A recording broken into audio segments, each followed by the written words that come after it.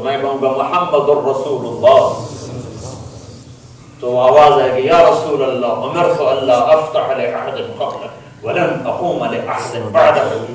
دروازہ کھلے گا اور کھولنے والا ہوگا جنت کا سب سے بڑا فرشتہ رضوان، وہ کہے گا یا رسول اللہ آپ کے رب کا فرمان تھا جب تک میرا حبیب نہ آئے دروازہ نہیں کھولنا، اور آپ کے رب کا فرمان تھا میں خود کھولوں، میں نے کبھی کسی کے لیے اٹھ کے کام نہیں کیا، آپ کے لیے حکم تھا کہ میں خود کروں، یہ میں آپ کے لیے دروازہ کھول رہا ہوں۔ تو آپ نے فرمایا میں جاؤں گا اور میرے ساتھ میری امت کے غریب پہلے جائیں گے۔ تو بھائیو یہ تبلیغ کا کام کلمے کی محنت ہے، رب ذوالجلال کی قسم۔ میں نے صرف آپ کو لا الہ الا اللہ محمد رسول اللہ بیان کیا کہ اپنے اللہ کو دل دے دو، جب دل اللہ کو ملے گا تو عمل کیسے بدلے گا؟ محمد الرسول اللہ صلی اللہ علیہ وسلم، جناب رسول اللہ صلی اللہ علیہ وسلم کی پیاری زندگی اپنی زندگی میں اس کا خلاصہ کروں تو ایک حصہ اللہ کے ساتھ ہے جس میں نماز ہے، روزہ ہے، حج ہے، زکوٰۃ ہے، جس کو عبادت کہتے ہیں۔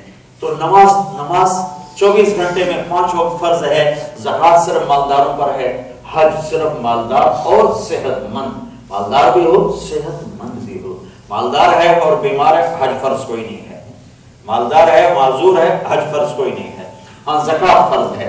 تو دو چیزیں تو اللہ تعالیٰ نے سب کے لیے نہیں ہے، زکوٰۃ اور حج سب کے لیے نہیں ہے، ہاں نماز اور روزہ اللہ تعالیٰ نے سب کے لیے ہے۔ پھر مسافر کو روزہ معاف کر دیا جاتا ہے، سفر میں نہ رکھو بعد میں رکھ لینا، لیکن نماز نہ مسافر کو معاف ہے نہ مقامی کو معاف ہے، ہر حال میں نماز کو فرض قرار دیا گیا ہے۔ یہ اللہ سے جڑنے کا ذریعہ ہے،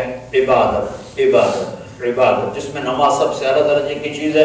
پورے نیوزی لینڈ میں آپ تھوڑے سے مسلمان ہو، آپ میں کوئی بے نمازی نہ ہو، کوئی بے نمازی نہ ہو، جہاں جاب کرو ان کی محنت کر کے ان سے ٹائم لے لو کہ میرے رب سے میں نے بات کرنی ہے، مجھے تھوڑا سا ٹائم دے، بے شک میرے اتنے پیسے کاٹ لو، مجھے اس پہ کوئی اعتراض نہیں، آپ میرے پیسے کاٹ لیں اتنے، لیکن مجھے اللہ کو سجدہ کرنے۔ تو کوئی مسلمان، کوئی مرد عورت بے نمازی نہ ہو، یہ عبادت ہے۔ دوسرا حصہ میں خلاصے کے طور پر بتا رہا ہوں، دوسرا حصہ میرے نبی کے اخلاق ہے، اور دوسرا حصہ ہے اللہ کے بندوں سے کیسے رہنا ہے۔ ایک تو اللہ کے ساتھ کیسے معاملہ کرنا ہے، وہ ہے بندگی اور عبادت اور پلس گناہوں کو چھوڑنا، اور دوسرا حصہ ہے اللہ کے بندوں کے ساتھ کیسے معاملہ کرنا ہے، اس کے لیے ایک لفظ ہے صبر کے ساتھ، کہ اکثر لوگوں کے رویے نیگیٹو ہیں۔ صبر، دیانت کے ساتھ، سچائی کے ساتھ، جھوٹ سے بچنا، خیانت سے بچنا، دغا بازی سے بچنا۔ میرے نبی کا فرمان ہے میرا امتی ہر عیب کر سکتا ہے، دو کام نہیں کر سکتا، اگر وہ یہ کر رہا ہے تو امت میں نہیں ہے۔ کہ جی کیا؟ کہ ایک جھوٹ نہیں بول سکتا اور ایک کسی کو دھوکہ نہیں دے سکتا۔ میں بڑا رو کے کہتا ہوں کہ ساری مسلمان امت جھوٹ کی بادشاہ ہے اور دھوکے کی بادشاہ ہے، ذلت اور پستیوں کی انتہا اس قوم کے لیے فرض ہو جاتی ہے جو جھوٹ بولتے ہیں اور دھوکہ دیتے ہیں۔ اور ایک ساتھ اور جوڑ دو، جو ظلم کرتے ہیں۔ جہاں ظلم ہوگا، جہاں دھوکہ ہوگا، جہاں جھوٹ ہوگا، وہ قوم کبھی سر اٹھا کے نہیں زندہ رہ سکتی۔ تو مسلمان جھوٹ نہیں بولتا۔ میں انگلینڈ میں جاتا ہوں، پتہ نہیں مجھے آپ کے ماحول کا نہیں پتا، انگلینڈ میں تو کتنے ہمارے ہندوستان پاکستان کے لوگ وہ جھوٹے بنا کے سرٹیفکیٹ اور حکومت سے وظیفے لے۔ ہمیں حلال کھانے کا حکم ہے، حرام کھانے کا حکم نہیں ہے۔ ہم پیٹ پہ پتھر باندھ لیں گے، حرام لقمہ اندر نہیں جانے دیں گے۔ اتنی ہمدرد حکومت کہ جو تمہارے بیمار کو گھر بٹھا کے وظیفہ تھا، تم معذور ہو جاؤ تو تمہارا خیال کرے تمہیں گھر بٹھا کے پیسے پہنچائے تو اس کو دھوکہ دو۔ دھوکہ تو ویسے ہی حرام ہے۔ میرا امتی دو کام نہیں، ہائے ہائے نماز چھوڑ دے تو یہ نہیں کہا میری امت سے خارج ہے، یہ کہا ہے کہ بہت بڑا گناہ ہے اور جہنم ہے اور یہ اور وہ ہے۔ روزہ چھوڑ دے تو یہ نہیں کہا میری امت سے خارج، حج چھوڑ دے، زکوٰۃ چھوڑ دے، ذکر چھوڑ دے، تلاوت چھوڑ، یہ نہیں کہا، لیکن دھوکہ دے، جھوٹ بولے تو میری امت سے خارج۔ من غش فلیس منا، جس نے کسی کو دھوکہ دیا وہ میری امت میں سے نہیں ہے۔ ایک صحابی نے پوچھا یا رسول اللہ مسلمان بزدل ہو سکتا ہے؟ ڈربوک کہاں ہو سکتا ہے؟ کہ یا رسول اللہ مسلمان کنجوس ہو سکتا ہے؟ بخیل کہاں ہو سکتا ہے؟ کہ یا رسول اللہ مسلمان جھوٹ بول سکتا ہے؟ کہ نہیں، جھوٹ نہیں بول سکتا، جھوٹ نہیں بول سکتا۔ حجاج بن یوسف ایک گورنر گزرا بنو امیہ، اس کے خلاف بغاوت، اس بغاوت میں کوفہ کے ایک بڑے نیک آدمی تھے، ان کے بیٹوں نے بھی حصہ لیا، بغاوت ختم ہو گئی، جتنے حجاج کے ہاتھ ہے اس نے سارے قتل کروا دیے۔ اس بزرگ کے 3 بیٹے تھے، اس جنگ میں شریک تھے حجاج کے خلاف، تو وہ کچھ عرصے کے بعد چھپتے چھپاتے گھر پہنچ گئے۔ ان بزرگوں کے بارے میں مشہور تھا، انہوں نے زندگی میں کبھی جھوٹ نہیں بولا، مشہور۔ تو حجاج کی CID نے بتایا کہ اس کے بیٹے گھر پہنچ چکے ہیں، چھپے ہوئے۔ تو حجاج نے کہا آج اس کے سچ کا امتحان ہو۔ تو حجاج نے اس کو بلا لیا کہ وہ تمہارے بیٹے ہمارے خلاف لڑے تھے، پھر بھاگ بھوگ گئے تھے، کوئی پتہ کہاں ہے؟ تو وہ مسکرا پڑے، کہنے کہ حجاج زندگی موت تو اللہ کے ہاتھ میں ہے، میرے گھر میں پہنچے ہوئے، گھر میں۔ تو حجاج نے کہا تیرے سچ بولنے پر تینوں کو معاف کر، تینوں کو۔ تو مسلمان جھوٹ نہیں بولتا ہے، مسلمان دھوکہ نہیں دیتا ہے۔ ساری سیرت کا خلاصہ بتا رہا ہوں، جھوٹ نہ ہو، دھوکہ نہ ہو، ظلم نہ ہو، اور ایسی ہمدرد حکومت کے ساتھ دھوکہ کچھ تو میں بٹھا کے پھر ہماری حکومتیں تو ہمارے جیب سے پہلے نکالے، جیتی جاؤ تو بعد جو لے گئے۔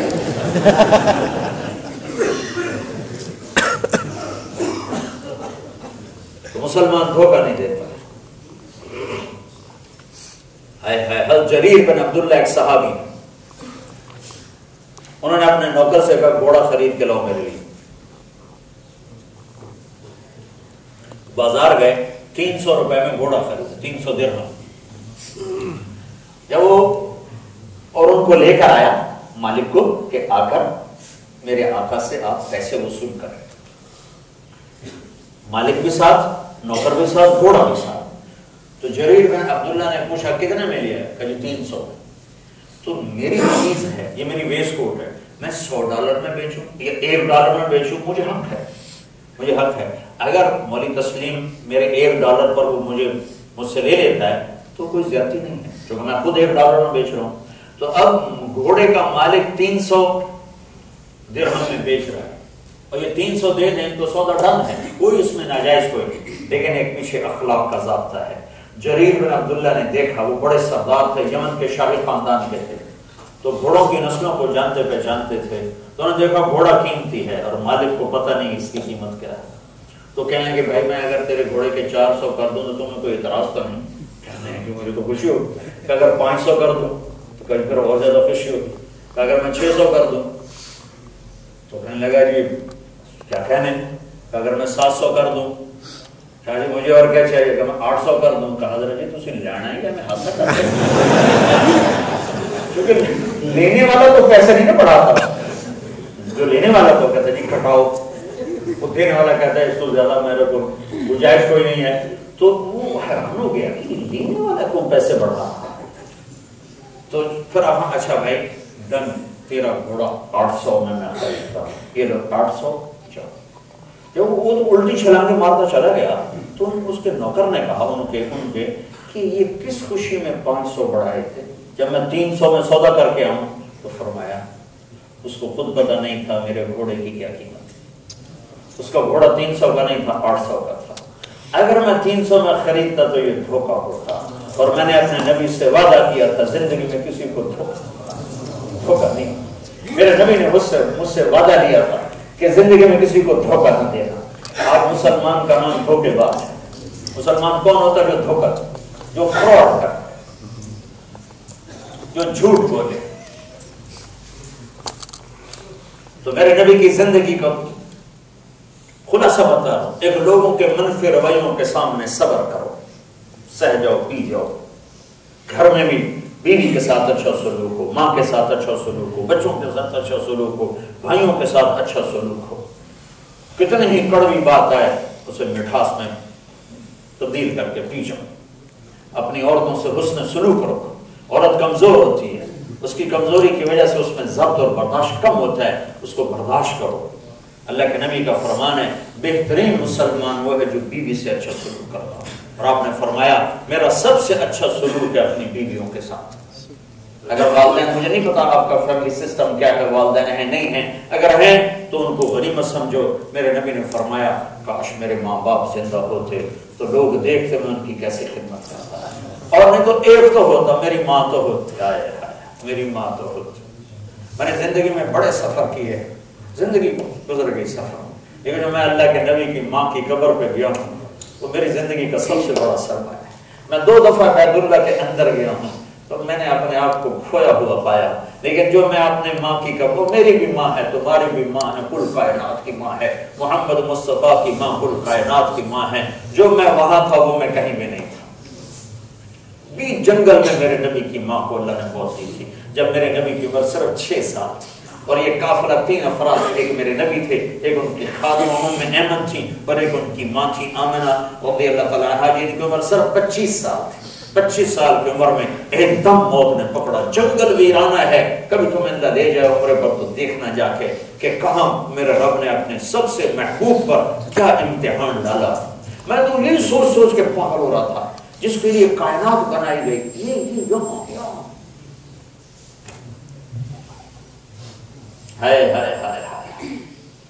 وہ پہاڑ سے جتنا یہ آپ کا گنبد کی اونچائی، اتنا اونچا پہاڑ ہے، نیچے اترے ہیں دفن کے بعد تو آپ پھر پیچھے اوپر چڑھ گئے، پیچھے پیچھے ام ایمن گئیں تو کیا منظر دیکھا ہے کہ ابوا کے پہاڑ بھی پگھل رہے تھے، اماں کی قبر کو چمٹ کے پڑے ہوئے تھے۔ جب وہ قریب گئیں تو سنا آپ کہہ رہے تھے اماں مجھے تو پتا تھا تیرے سوا کر کوئی نہیں، تو مجھے چھوڑ کے کہاں چلی، مجھے اکیلا چھوڑ کے تو کہاں چلی۔ ام ایمن نے کھینچا، کہا مجھے چھوڑ دو، میں اپنی ماں کے سوا کسی کے ساتھ نہیں رہوں گا، نہ جاؤں گا۔ تو یہ اس کا اظہار کیا کاش میری ماں ہوتی اور میں عشاء کی نماز کے مصلی پہ کھڑا ہوتا اور میں سورۃ فاتحہ پڑھ رہا ہوتا، اور ادھر سے میرے گھر سے آواز آتی محمد، تو میں ماں کی خاطر نماز توڑ دیتا۔ میں کہتا لبیک اماں جی میں حاضر، نماز پھر پڑھ لوں، حاضر۔ اگر ماں باپ ساتھ ہیں کہ ادب سیکھو، ہاں ماں کی وجہ سے بیوی پہ زیادتی نہ ہو، بیوی کی وجہ سے ماں پہ زیادتی نہ ہو، بیلنس کرو، بیلنس۔ بعض ماں کی زیادتی ہوتی ہے بیویاں دکھی ہو جاتی ہیں، بعض بیویوں کی زیادتی ہوتی ہے مائیں دکھی ہو جاتی ہیں، تو اس کو چینلائز کرنا مرد کے ذمہ ہے کہ ماں کو اپنا مقام دے، بیوی کو اپنا مقام دے، بہن بھائیوں کو اپنا مقام دے، ایک کی وجہ سے دوسرے کو بے عزت نہ کیا جائے، دوسرے کو دکھ تکلیف سے بچایا جائے۔ یہ میرے نبی کے اخلاق ہیں، یہ میرے نبی کی مبارک زندگی ہے۔ میرے بھائیوں سے سیکھو گے تو اللہ تمہیں آباد کرے گا، شاداب کرے گا۔ بازار میں سچائی کو اپنا اصول بناؤ، دھوکے سے یہ ملک ویسے یہاں کے لوگ دھوکہ نہیں دیتے، جو میں پہلی دفعہ آیا ہوں، مجھے یہ تھوڑی سی دیر میں پتہ چلا ہے کہ نہ یہ لوگ جھوٹ بولتے ہیں، نہ دھوکہ دیتے ہیں، نہ فراڈ کرتے ہیں، تو ان سے سیکھو۔ خوبی تو جہاں بھی اس سے لینا چاہیے، یہ ہماری وراثت ہے۔ تو یہ میرے نبی کی پاکیزہ زندگی کا خلاصہ ہے۔ اللہ سے جڑنے کا ذریعہ عبادت ہے، اور بندوں سے جڑنے کا ذریعہ اچھے اخلاق ہیں، سچائی ہے، دیانت ہے، صدق ہے، امانت ہے، اور جھوٹ سے، ظلم سے، فراڈ سے، فریب سے بچنا ہے، اور رزق حلال لینا ہے، حلال حرام لقمہ اندر نہ جائے ورنہ جہنم کا ایندھن بن جائے۔ اس سب کو سیکھنے کی محنت تبلیغ۔ تو بھائیو، تبلیغ میں تو آپ انشاءاللہ 4 مہینے چلنے کی نیت کر لو، سارے کرتے ہو نا۔ ایک نیت میں آج سب سے نقد کروانا چاہتا ہوں، نقد، کہ آج تک ہم اللہ سے بھی لڑے ہوئے ہیں اور اللہ کے نبی سے بھی لڑے ہوئے ہیں، تو آج ہم صلح کر لیں، جس کو کہتے ہیں توبہ، جو کیا کہتے ہیں توبہ۔ تو بہت بڑا مجمع، نیوزی لینڈ کے لحاظ سے تو بہت بڑا مجمع آیا ہوا ہے، بہت بڑا مجمع آیا ہوا ہے، وہ سارے اہل ایمان ہیں اور اکثر نوجوان ہیں۔ تو میں آپ سے ایک ہاتھ جوڑ کے اپیل کرتا ہوں کہ آج آپ سب بھائی توبہ کر کے اٹھو، اللہ سے صلح۔ توبہ کہتے ہیں واپس آنا، واپس آنا۔ کیا خوبصورت لفظ ہے، واپس آ جاؤ میرے بندو، واپس آ جاؤ، اپنے رب کی رحمت کی چھاؤں میں آ جاؤ، گناہوں کی زندگی سے نکل کر فرما برداری کی زندگی میں آ جاؤ، اللہ اس کے رسول سے صلح کر۔ کبھی ٹوٹ جائے پھر دوبارہ کر لینا، پھر ٹوٹ جائے پھر کر لینا، کہ وہ شہنشاہ وہ ہے کہ جتنی دفعہ توبہ توڑ کے جا کے معافی مانگو گے اتنی دفعہ معاف کرے گا۔ تو آج میں یہ سب سے گزارش کرتا ہوں کہ آپ سارے توبہ کر لو دل سے، اللہ سے بھی سنا، اللہ کے نبی سے بھی سنا. کیوں بھائی نیت کرتے ہو؟ نیت کرتے ہو؟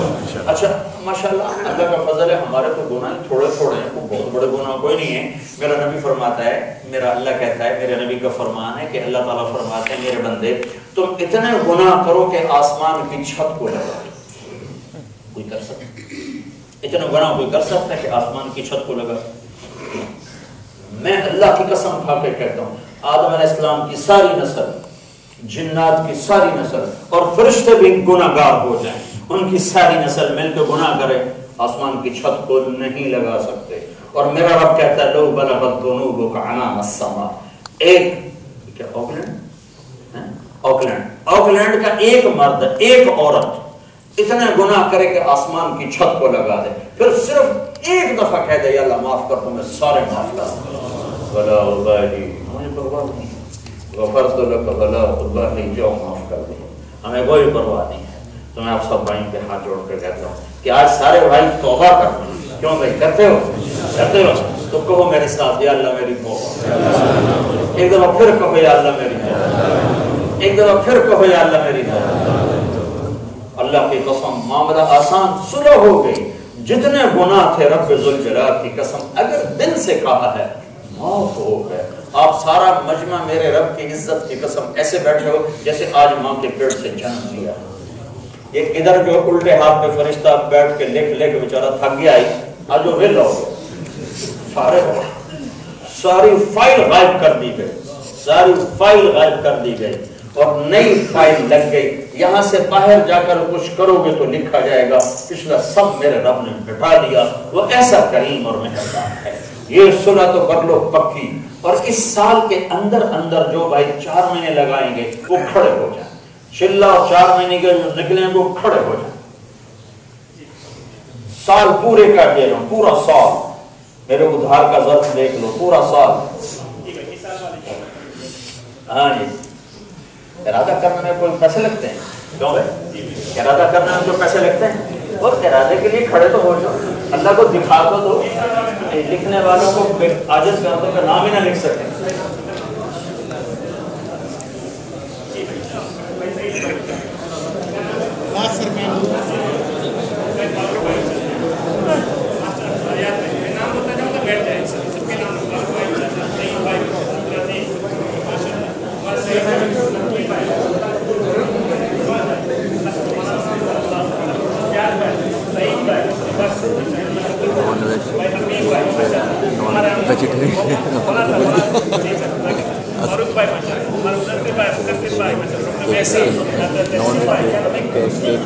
جو ہے اس کا